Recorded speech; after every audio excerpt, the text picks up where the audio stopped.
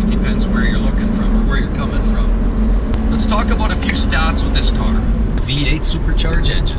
A supercharged 6.2 liter V8 that puts down a massive 650 horsepower and, even more impressive, 650 foot-pounds of torque. This car will blow away almost anything out there this side of 800-900 horsepower. It definitely gives any of the Italian supercars a run for their money. Anything from Maranello or otherwise really would have a lot of fun trying to take this car on. Please don't forget to subscribe, like, comment, and let's talk. Really almost match up with the previous generation ZR1, which had a supercharged V8, also of similar stats, but that was 630 horsepower. This one here actually has 650 horsepower. 0 to 60, 3.4 seconds. And the only reason it's that slow is because of wheel spin, and it's tough to get the power down. Quarter mile time, 11 seconds flat. These cars go.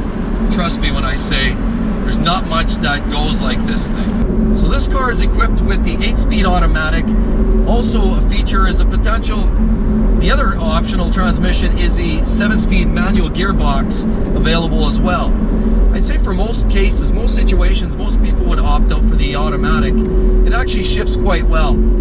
It doesn't quite have the razor sharpness that the manual gearbox has, because the manual you totally control the speed of the shift and you are in full control. But that being said, this actually does quite well. It's a great compromise for a car that you might want to drive every day, and you can still take it to the track. Features some of the largest rubber that you can find on today's sports cars. 20-inch rims on the back with 335-inch skins as well. This car actually is equipped with a bunch of carbon fiber, beautiful upgrade. A lot of these you can get the carbon fiber, ground effects on the outside, you can get the carbon fiber suited inside. We have Alcantara in some parts, it's fully wrapped in leather. And I have to say, the Corvettes of old were really not quite what this car is today. You know, these Corvettes used to be a big bucket of bolts. They rattled and they clinked. They had a lot of power, but they weren't as refined as a lot of the stuff that you find from Europe. Well, I'm here to tell you that this new generation Corvette really is all of that. It feels tight. It doesn't feel loose. This is an entirely new car. It drives as good as anything from Europe that I've experienced. These things go. And I can't believe the value. For $90,000, the performance you can get in this thing matches the performance from anything out of Italy or even Germany, for that matter, that you're going to pay $300,000, $400,000, $500,000 for. What a spectacular ride. So these cars feature a fully adjustable, fully customizable digital display. Really what they're doing nowadays in the Aventador and all the other high-end cars. The Huracan has something similar to this. Of course, we move over. You can see the carbon fiber dash, well appointed. These cars are absolutely stunning. This one here, again, with the 8-speed automatic transmission, actually operates very well for this car. It's a very good match, good compromise. Flat bottom, competition steering wheel with carbon fiber accents, Alcantara finish. A beautiful, beautiful touch. I mean, some of the cars from Italy you would pay a lot of money to get these type of upgrades that you can find in this car. Of course, fully leather wrapped. Everything's nice in here. You got leather door panels, adjustable seats to every degree. Actually, we have a screen with a cubby hole. Put all your ornaments in there, hide them away, keep them out of sight, out of mind. There you go. The seat backs in this car actually happen to be the competition seats, so they have the hard backs on them. They're quite a sturdy seat, actually.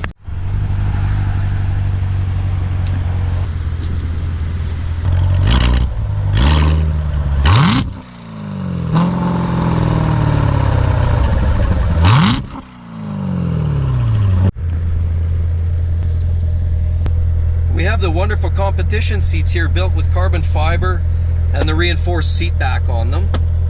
In the trunk, we have room for the roof, which actually is removable. We have a heads-up display, which gives you an extra reminder of the speed that you're going when you get into this thing. Trust me when I say it's really not difficult to hit excessive What the hell is this? Fuck, we got people painting the roads here. So heads-up display, power seats, power everything in this car. Release of the new mid-engine Corvette. There really isn't a big need for that car. You don't feel like you're missing anything. These cars go like nobody's business. And in all honesty, this is easily one of the fastest cars I've driven ever. I mean, it's probably as quick as an Aventador LP700. Probably as quick as the Hellcat, not of course the Demon, but it's darn close to the Hellcat's level of performance. But this thing handles and it brakes. You can also get the optional carbon brakes, since we're on the topic, which does tend to stop this car on a dime. This car really does have phenomenal brakes, phenomenal handling, and with the updated suspension, or on the current suspension on this current model, there's no issue in handling with this car. You can take this car to the track and it'll perform with anything out there. So what are the things that I love and hate about this car?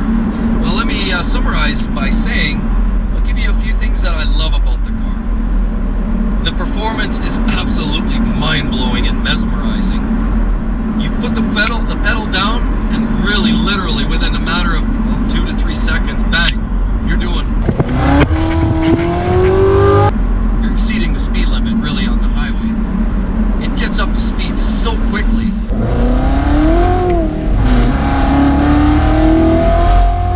Sometimes you can't tell, like it actually does maintain composure even under hard acceleration.